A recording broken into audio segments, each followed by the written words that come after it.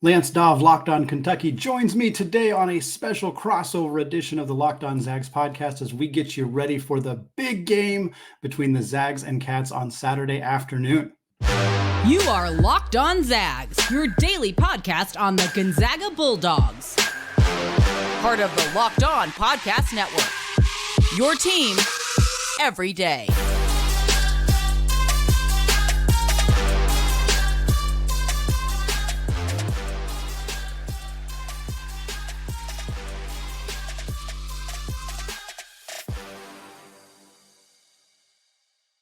Welcome on into this crossover edition of Locked On Kentucky and Locked On Zags. Lance Dawe, Andy Patton hanging out here with you, previewing the Kentucky Wildcats and the Gonzaga Bulldogs. Throwing down in Rupp this weekend should be a very fun game. Going to talk about what we know about the Zags so far this season, dive into the struggles for both of these teams, actually talk a little bit about what Kentucky's been up to lately, and give our final score predictions. Andy, before we dive into any specifics here, I just want to kind of get your thoughts heading into this matchup.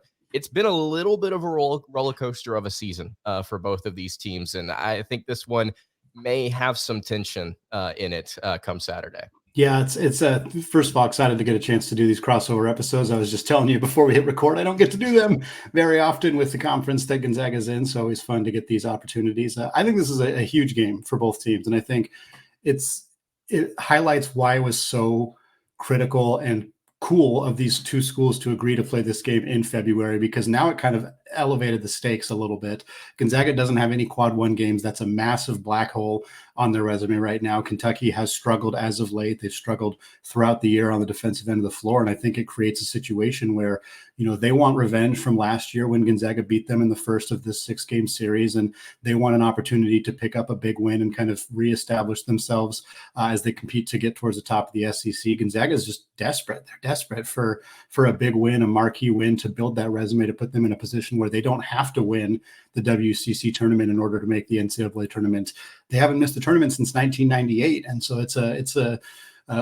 everything feels a little elevated right now for Gonzaga, I know. And so this game feels like a really big opportunity for both sides. And I'm glad it's being played at this point in the season, even though I think it's making a lot of people in Spokane's stomach churn just thinking about it. Yeah, I think that definitely, because of the fact that this game is in February, it does really raise the emotions here. And I love that. The fact that we can look up in the middle of February and not see a conference game with significant stakes, but, Kentucky and Gonzaga are playing on a weekend with serious stakes on deck here. So absolutely, I think this one's going to be fun just simply because of that. And you mentioned there a little bit about Gonzaga and their resume and where they've been this season, and kind of maybe some struggles and some tensions rising in Spokane. Dive into for a second what this season has been like so far for Gonzaga. You and I were talking about it a little bit before we started recording. It's not necessarily gone as far as expectations go, at least compared to seasons past. Yeah, and I think that's the key, is that last part there that I think can be difficult. Gonzaga has raised the expectations of this program to an extraordinarily high level. I mean, 8 straight Sweet 16 appearances. They've made the tournament for, 25 years now in a row. Like the AP streak ended after they lost to Santa Clara. That was their first time not being in the AP top 25 since 2016. I mean, the stakes are the level that this program has been at for the last half decade plus is otherworldly. And I think that them not meeting those expectations this year has caused some strife. And certainly the changes in college athletics, so with NIL and with the transfer portal, has a lot of people kind of, a little uneasy, especially if their teams are having an uncharacteristically bad year of like, is this more permanent? Like, are we going to struggle to add talent or whatever? And for Gonzaga, I think there was a confluence of factors. Anytime you lose your all-time leading scorer in Drew Timme, that's going to be difficult. You lose an NBA first-round pick in Julian Strawther. You lose 2 veteran guards in Malachi Smith and Rasir Bolton. And you have 3 players under the transfer portal, which has almost never happened at Gonzaga. That's exceedingly rare. One of them, Hunter Salas, is having an all-ACC caliber season at Wake Forest. And it's just all that combined with having some late players leave in the offseason. They had a player suffer a career-ending injury about a month before the year began, a international recruit who decided to leave the program right before the year began. Like, just a lot of, and then Steele Venters, who was expected to be their starting small forward and their floor spacer, a desperately needed 3-point shooter. He tears his ACL 2 days before the season begins. That level of misfortune is pretty rare to have that all happen in 1 year. And despite all that, Gonzaga still adds, a top 10 point guard in the country in Ryan Nembhard via the transfer portal. They still add a big man in Graham Ike, who looks like he very possibly could contend or even win WCC Player of the Year. And so there's still a team that has a ton of talent. They're not shooting the ball well. Historically bad for them from three. That's a huge issue. Ryan Nembhard has bumped his 3-point percentage up around 30 now, but he was about 15% in the non-conference. It was killer for Gonzaga to not be able to space the floor. Defenses were able to pack the paint. It made it more difficult to get Graham Ike and Anton Watson the basketball.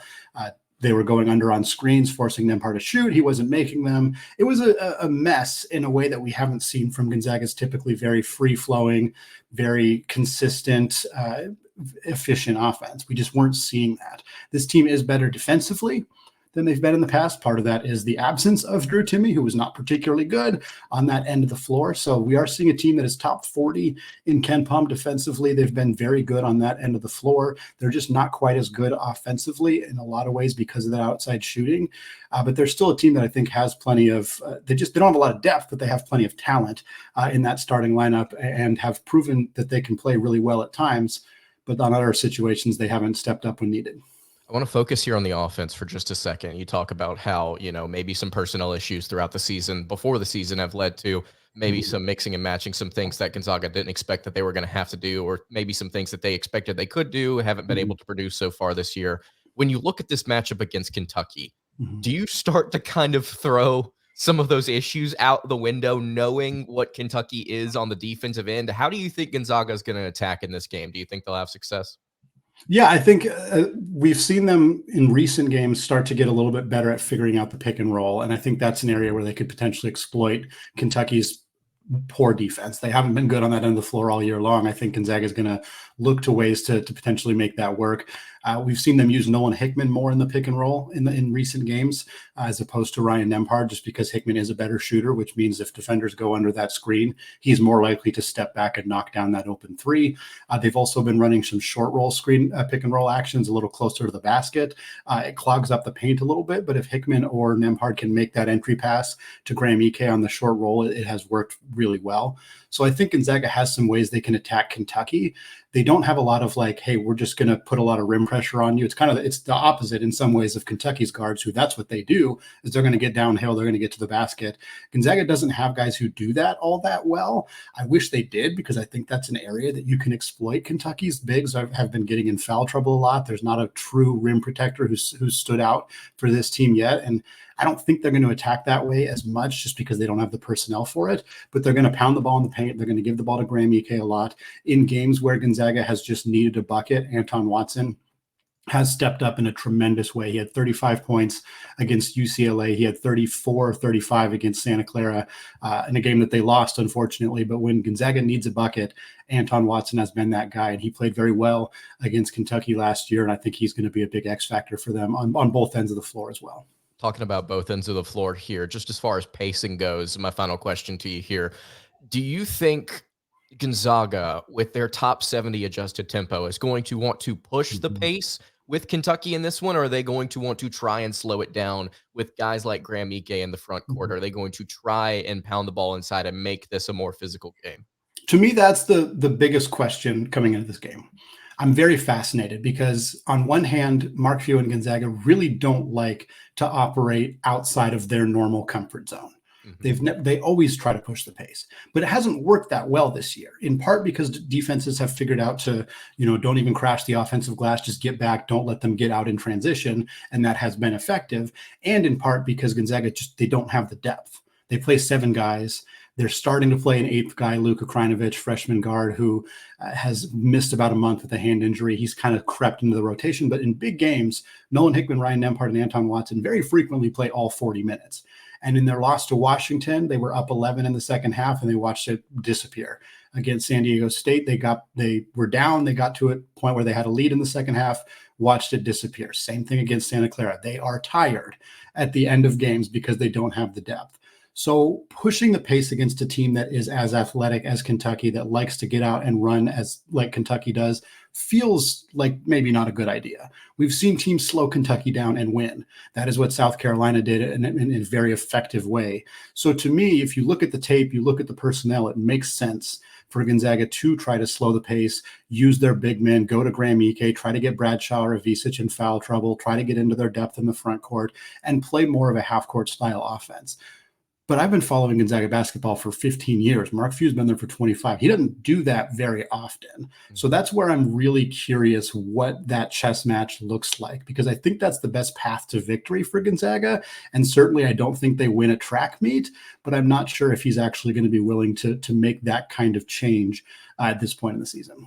Speaking of changes, the Kentucky Wildcats right now rotating as frequently as they possibly can, trying to find the best lineup possible with some injuries and with just some confusing results from some of their different players. I want to dive into what the Wildcats have been so far this season and how they match up with the Gonzaga Bulldogs. We'll talk about that in just a second. Before I do that, though, I want to tell you guys about our friends over at FanDuel. Happy Super Bowl Sunday to all who celebrate from FanDuel, America's #1 sportsbook. If you're like me, Super Bowl Sunday is all about getting some friends, getting some snacks, finding the best seat on the couch, and scoring some super awesome bets. And FanDuel has so many different ways for you to end your season with a W or 2 or 3, because not only can you bet on who will win Super Bowl 58 between the 49ers and the Chiefs, but FanDuel also has bets for which players will score a touchdown, how many points will be scored, and so much more. On top of that, maybe you have a receiver or a running back or a tight end that you think is going to get in on the action. I know there are a lot of Swifties out there that are going to be paying attention. If you want to lay something down on Travis Kelce, you can absolutely do that at FanDuel. So many more different ways to bet on top of that. So new customers, if you join today, you'll get $200 in bonus bets if your first bet of $5 or more wins. All you have to do is visit FanDuel.com/lockedon to sign up. That is FanDuel.com/lockedon. You can make every moment more with FanDuel, an official sportsbook partner of the NFL. All right, continuing along on this crossover edition of Locked On Kentucky, Lance Dawe, Andy Patton of Locked On Zags hanging out here with you, breaking down this Kentucky-Gonzaga matchup this weekend. We've heard about the Bulldogs and about their story so far this season. Let me go ahead and tell you, Andy, this season for Kentucky has been a little chaotic. All over the place have the Wildcats been. So many different changes to this team that we've not seen. You talk about Gonzaga and Mark Few and the way that they've kind of been who they are for years now. John Calipari made some changes this year, and it looks like a very different team, albeit a very chaotic one. Yeah, having watched Kentucky a handful of times this year, it's been really interesting to see some of the changes Calipari has made, adjustments to the way he's coaching. Some of them, again, dealing with injuries in the front court. They basically didn't have any front court players to begin the year. But from a Gonzaga fan's perspective, listening to the show, I think just first of all, just kind of an overall look. We know this team goes out and pace. They run a lot. They're struggling defensively, but on offense, what are they looking to do primarily? Like they have this 3-point guard monster where basically their 2 best point guards are coming off the bench, which is kind of an insane fact about this team with the way Rob Dillingham has played and Reed Shepherd in particular. What are they looking to? Are they attacking the basket a lot? Are they running a lot of pick and roll sets? Like what are we seeing from this team offensively? And how do you think that might look on Saturday? In the past, you've seen a lot of weave from Kentucky, just trying to identify matchups on switches. And I think you're starting to see a lot of similar things this year as well, with the 2 primary guards just ending up getting buckets out of those different types of sets, being Antonio Reeves and Rob Dillingham. Kentucky very quickly on the offensive end of the floor through different things like pick and rolls, like the weave, like different things, just trying to get switches, flare screens, trying to get different guys open. You see Kentucky very quickly try and identify a matchup and just attack it. And that may look like a few different things. It may look like DJ Wagner getting downhill and putting up a floater in the mid-range. It may look like Antonio Reeves coming off of a screen and popping a 3. It may look like Reed Shepherd getting involved as well, going downhill. Rob Dillingham, excellent finishing at the rim at different times as well. Kentucky utilizes their big men, I think, to create pass outs for open shots. They don't really get involved in the paint a ton. Trey Mitchell at different points this season has been the guy to get those touches in the paint and either post up, go downhill, get that layup, or fade away for a little bit of a jump shot in that near painted area. But as far as Kentucky operates on offense, they're looking to get a matchup with a guard quickly within their offensive set, and they are able to attack and finish pretty consistently. This team averaging right at, I think, 88 points per game, if I'm not mistaken. I may need to go check that, but they're still very high scoring, very fast paced. They blitz up and down the court. And I've said for several years, despite the personnel changing dramatically this season, I think Kentucky is at their best when they want to get out and run and get to the rim. And we've seen time and time again this year, Kentucky is really good whenever they're able to outpace and out-athlete an opponent just by simply running up and down the court. They've just simply got the dudes to do that. Now, this year's a little bit different because they are significantly more reliant on the three-point shot than they have been in seasons past, which has made some super fun basketball in Lexington despite some losses and some questionable defensive efforts. But this offense absolutely loves to run up and down the floor, loves to shoot as many shots as possible, which will actually, I think, play into this matchup whenever we go into predictions here in just a little bit. But this Wildcat team loves to look for a shot as quickly as possible and then take it whenever they get the opportunity. They are not afraid. They've got some guards like Rob Dillingham and Antonio Reeves who are not afraid to shoot. What stands out to me in that entire conversation about Kentucky's offense is that preseason, the highest regarded prospects joining this team in the freshman class were Justin Edwards and Aaron Bradshaw. Yep. Neither of them get mentioned in this, and justifiably so. Whereas Reed Shepherd was, I think, their fifth highest regarded freshman, maybe sixth. Rob Dillingham, I think, was fourth. Obviously, Bradshaw missed time early in the year with an injury, but even since his return, neither he nor Edwards have made a significant impact on this team offensively. Do you see that changing in this game? Do you see that being something that continues to kind of hamper them going forward this season? You mentioned that they don't use their bigs to score very often. That certainly probably plays an impact in Bradshaw's case, I would imagine. But Edwards is kind of your prototypical 6'8" small forward wing, and he just hasn't seemed like he's really made much of an impact on this team, particularly not on offense. No, he really hasn't this season, and it's a little bit of a disappointing thing, right? Because heading into the year, after seeing how Kentucky played in the Global Jam and their couple of exhibition games, Justin Edwards looked like a dog. Like he had some moments where he had to kind of gear up, had to kind of, find his way at the beginning of a game, but halfway through the game, he found it. He was able to get to the rim with efficiency. He was hitting open shots in transition from outside the arc. I mean, he looked like a lottery pick. And since the season has begun, he has not been able to find his spot, I think, on this team. If Justin Edwards were elsewhere and he was more of the primary focus on a team and they were running things to get him open, I think statistically he would find more success. I think he's a very talented kid. I think he's got a bright future ahead of him. He's just not fit in perfectly, I think, to the way that Kentucky wants to run their stuff so far this season. And I had an episode a couple of weeks ago talking about what has happened with Justin Edwards. Why has he fallen from this potential number one overall draft pick all the way down to where he's kind of irrelevant in the conversation relative to other players on Kentucky's roster, multiple players on Kentucky's roster?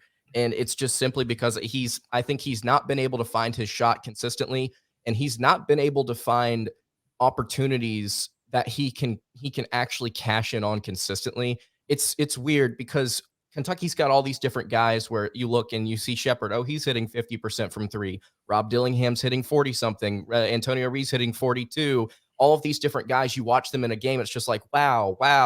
And then it's Justin Edwards' turn. And then he goes to dunk the ball and he can't even get it over the rim. That's happened like 4 or 5 times this year. And so whenever Justin Edwards has a negative moment, I feel like this fan base highlights it just a little too much because it's in comparison to all of these different amazing offensive things that you're seeing from these other players. So I think part of it is the fact that he's just not been able to find his way. Part of it, I think, is his surroundings. But Justin Edwards, is he going to be a factor moving forward? I want to say no. I want to say he's not going to be compared to the other guards on this roster. But I will say this. He had 17 points against Vanderbilt this past game, and I understand it's Vanderbilt. But the fact that he was able to actually go out there, explode in transition, find his spots, get some really solid rebounds, play some good defense. I think that could be a potential spark for him down the stretch. It could be, but if I'm being realistic, he's probably going to continue to take a back seat, at least in terms of touches, to these to some of these other guards, and understandably so. Last question for you, Lance, is kind of a two-parter. I want to talk about this Kentucky defense because there has been a lot of words spilled and spoken about this team outside the top 100 as we record right now in defensive efficiency at KenPom. That is exceptionally rare for a team of this caliber. And I think it seems to me like it's kind of a multifaceted issue of personnel, of scheme. They don't really have any rim protection. And I said it was a two-part question because I want to kind of ask what you're seeing from them defensively or maybe not seeing from them defensively that has led to some of these issues. And if you think Zvonimir Ivisic, who we haven't talked about much yet, what his impact could be, because he had a really great first game and just kind of blew the world away. He was all of a sudden in like top fives of mock drafts after playing 13 minutes in his first game. He's been a lot quieter since then. He had a good performance against Villanova, against Vanderbilt, but he fouled out in I think 12 minutes of action. So certainly feels like he's still finding his rhythm, his groove a little bit. Does he seem like a player who could be a fix for some of Kentucky's defensive issues? And coming into this game, how do you think Kentucky might look defensively against a not as good as usual, but still very good Gonzaga offense? I think, first of all, to talk about the defense here for a second, it's a multifaceted issue. Absolutely. It's a couple of different things. I think it is partially personnel. I think Kentucky has recruited a lot of really solid guards and a couple of really solid wings and forwards that just collectively just cannot put it together on the defensive end as perfectly as maybe some teams in the past that Kentucky has gotten, or some recruiting classes that Kentucky has gotten in the past. That I don't think is the full picture, though. I've said this a couple of different times, and I don't want to come at the coaching staff too hard. Part of Kentucky's defensive issues is effort and coaching. Mm-hmm. And effort comes from coaching. You have to be able to get your kids in the position and give them the desire to play on defense. A lot of issues on defense come from the inability to do it because you don't want to, because you don't want to put out the effort. Kentucky's got some guards on this team that are really, really good at scoring the basketball. And sometimes, I won't even say sometimes, consistently have mental lapses on the defensive end of the floor. I think that if you had better coaching, you would get those guys in the right mindset consistently down the floor, and you would get more stops. I think that it is partially personnel. Kentucky's got some guys that just simply don't have it in them to play perfect defense or elite defense. And I think it's partially coaching. They are not getting the coaching that they need to play better defense. I don't know if that is talking to them about having more effort, teaching them how to have more effort, or it's within the way that they practice. What are they doing in practice that actually through drills or things like that are helping them with their defense? Why is it not working? Why is this coaching staff with a Hall of Fame coach not being able to kind of take them to that even average place with all of this talent? So I think it is multifaceted, where it's personnel, it's coaching. Maybe some of it is also because of the fact that they play so fast. You give yourself so many possessions, but you also give your opponent a lot of possessions. If you're going to play with that type of tempo, if you want to look at statistics, Kentucky right now, opponents are shooting 32.6% from three, which is pretty okay. I mean, it's not a bad number, but if you let them shoot 10 to 15 more times a game more than they do, you're going to give up more points. That's just simply how it's going to work. And even at the rim as well, opponents are shooting 48.8%. That's still in the top third of the country nationally. It's just if you give them more possessions, they're going to score more points, even if they're less efficient. So I think Kentucky on defense, part of it's offense, part of it's personnel, part of it's all these different things. But gosh, they need to find a way to figure it out here down the stretch. And Zvonimir Ivisic could be somebody that helps them. Now you've got to go through a game, play more minutes without fouling out against a team like Vanderbilt. Vandy also does a really good job drawing fouls, so maybe you need to see more information here with Ivisic playing against different teams, maybe like Gonzaga. But Ivisic this year, and I told somebody about this after the Vanderbilt game, I'd be interested to see him come back for one more season with Kentucky and kind of build back some of that weight that he lost, because when he got on campus, he lost, according to Coach Cal, like 20 to 25 pounds. After being sick, after coming to America, he's lost a little bit of that physicality. I think right now he's battling that. You can see that against different forwards that just simply have more weight than him, despite being 6 or 7 inches shorter. So I think Kentucky with Ivisic, will he be a factor this year? I think he's still got the chance to be defensively. He could be really important for Kentucky down the stretch. But I don't know if he would be as impactful compared to an Ivisic next year if he does return, that maybe has a little bit more weight.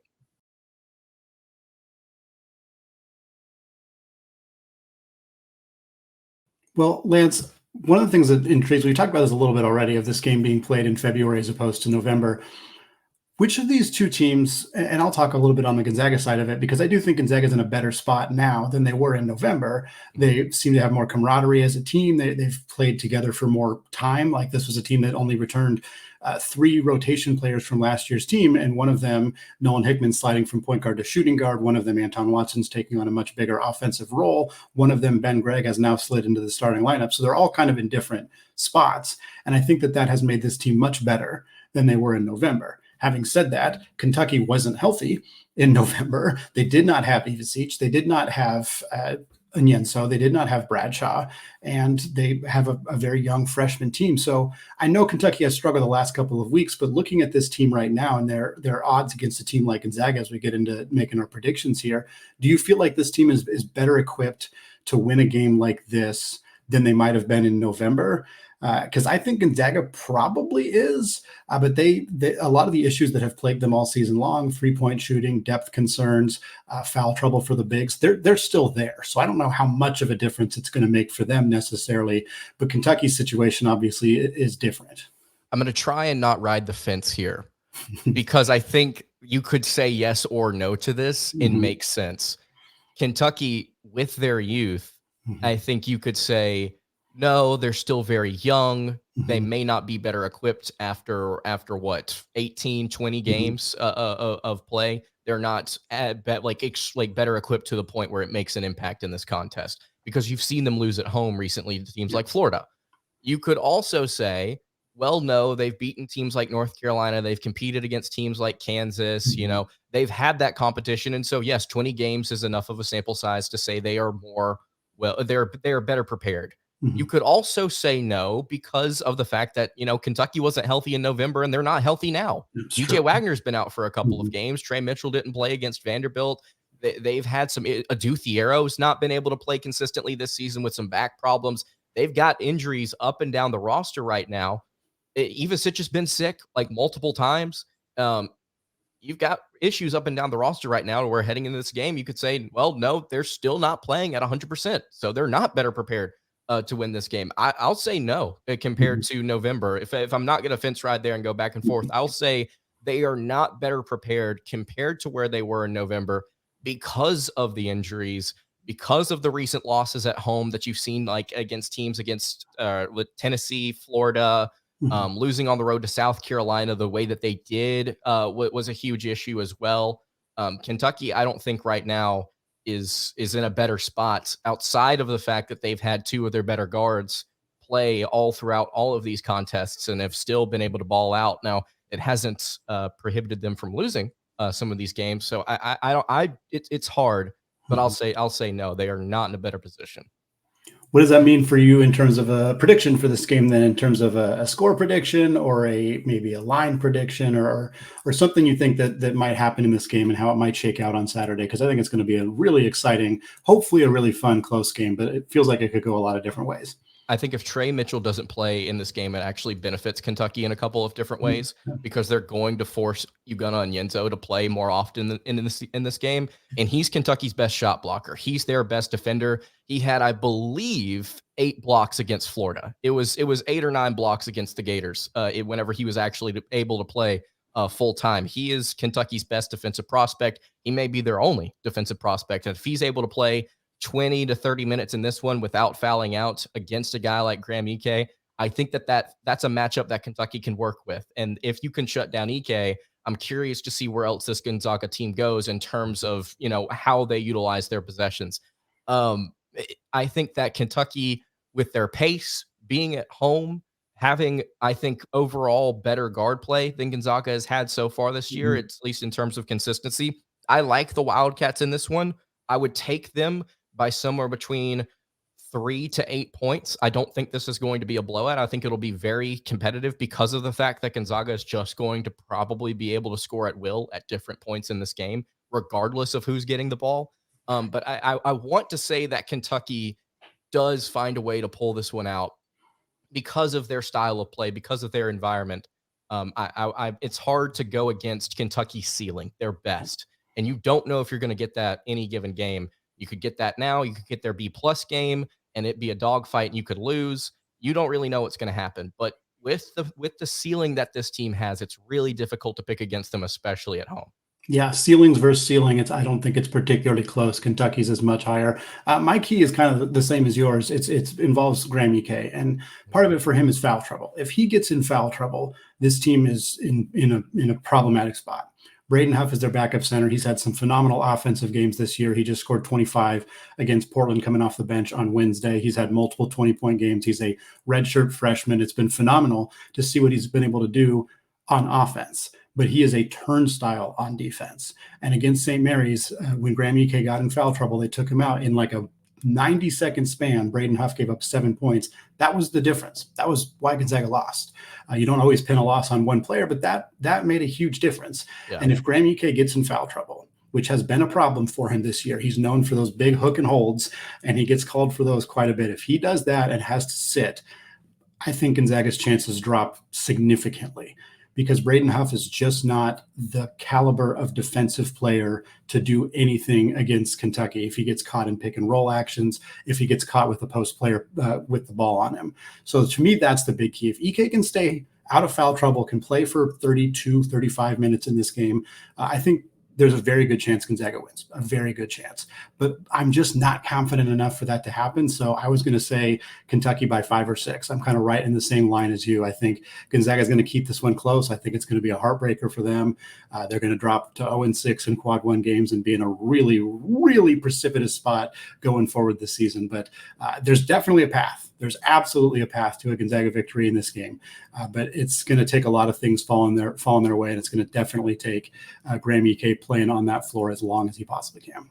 Yep, it's going to be a good one. I think it's going to be a good one either way. Andy, thank you so much for hopping on this crossover edition of Locked On Kentucky and Locked On Zags. You can find me on Twitter at @LanceDawe_. You can check out the Locked On Kentucky podcast wherever you get your podcast. Andy, shout out not only your Zags podcast, but you host another really good Locked On podcast as well.